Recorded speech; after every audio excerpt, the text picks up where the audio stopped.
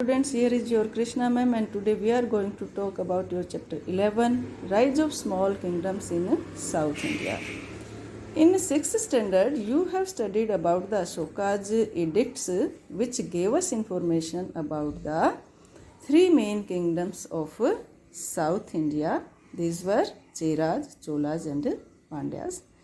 And later Chalukyas and Pallavas ruled over South India. It means it was the time when many kingdoms rose and fell.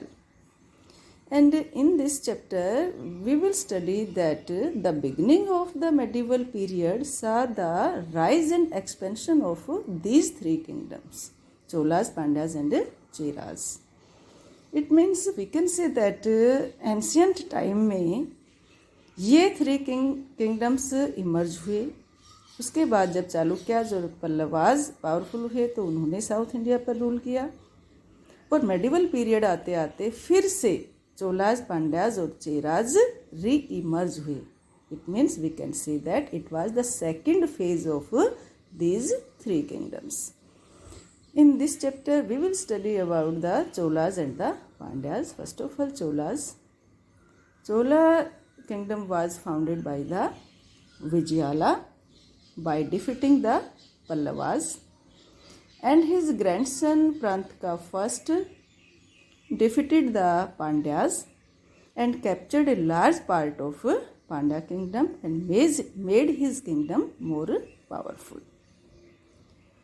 He was really a powerful ruler, but the Chola Empire rose as the supreme power under the greatest Chola king, Rajaraja I.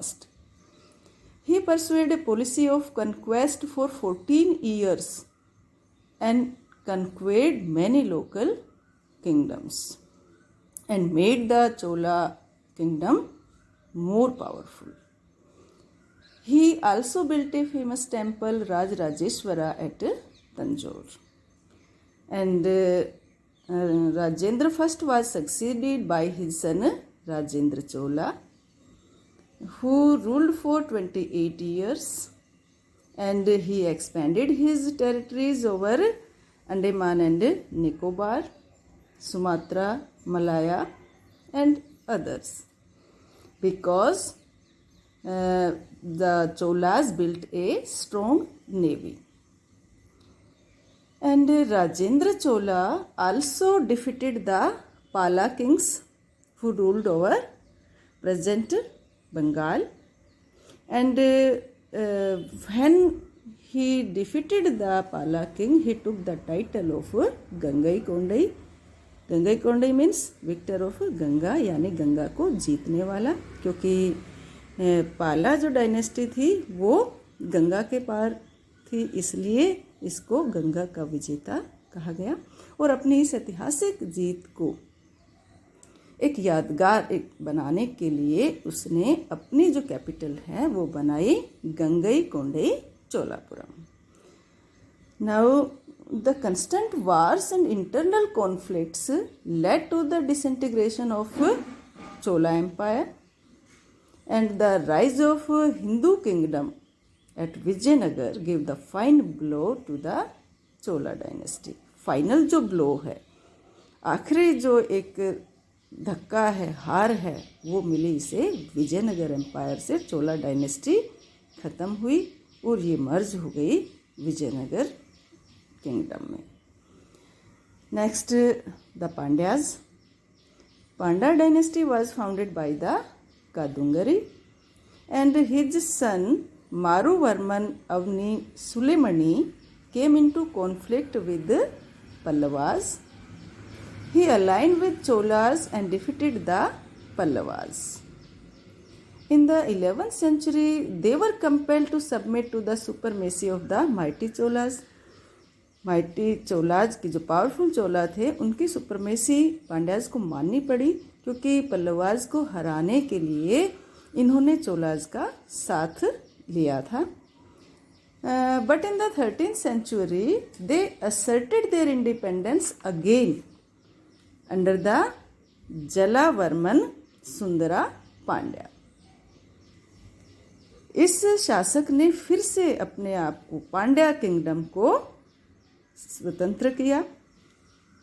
He made his kingdom very powerful, but unfortunately a civil war broke out among the number of contenders to the throne. यहाँ throne के लिए, सिंहासन के लिए इसके जो उत्तराधिकारी थे उनमें आपस में कन्फ्लिक्ट हुई और इसका फ़ायदा मुस्लिम इन्वेडर्स ने लिया। उस समय अलाउद्दीन खिलजी का एक बहुत विश्वास का गुलाम था Kafur Malik. He invaded Pandyas and he plundered very large amount of money from here.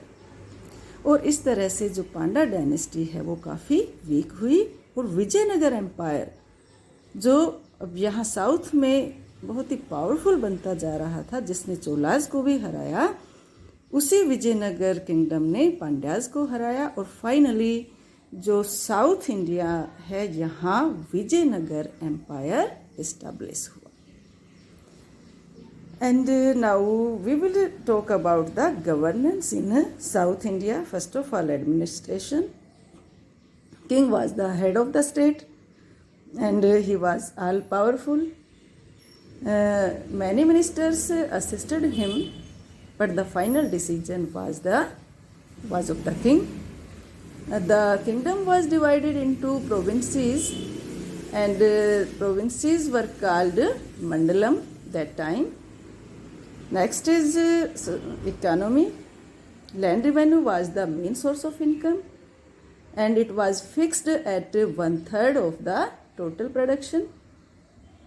And the economic condition of the people was good here because the irrigational facilities were well developed here, and the most important, the Chola rulers spent a major part of the income on public welfare. Next is society. Society was also caste ridden like North India. Brahmins were the dominant caste. And next is religion. Religion played an important part in the life of the people in South India. Buddhism and Jainism were not popular there. Hinduism was the most popular religion and Vedic sacrifices were quite common. यानी कि जो धार्मिक अनुष्ठान है वो यहाँ काफ़ी किए जाते थे, जैसे बलि देना, बहुत तरह के यज्ञ वगैरह करना, इस तरह के जो अनुष्ठान थे वो साउथ इंडिया में काफ़ी होते थे. And now next is education. The temples of south India were not only the places of worship but also important centre of culture, administration and education. यानी मंदिरों से बहुत सारी एक्टिविटीज़ की जाती थी. पूजा के साथ साथ यहाँ से जो एडमिनिस्ट्रेशन है वो भी रन किया जाता था, बहुत सारी कल्चरल एक्टिविटीज़ भी होती थी और एजुकेशन भी यहीं से दी जाती थी. मंदिरों से अटैच मठ होते थे जहाँ बच्चों को रखा जाता था और उनको एजुकेशन दी जाती थी. Art and architecture. The rulers of the southern kingdoms were not only great warriors but also great patrons of art and architecture. They built a number of important temples. The large rock-cut temple at Mahabalipuram and Kailasnath were built during their period, and the Shiva temple of Tanjore and the bronze statue of Nataraja are fine examples of Chola art. So this is all about your this chapter beta.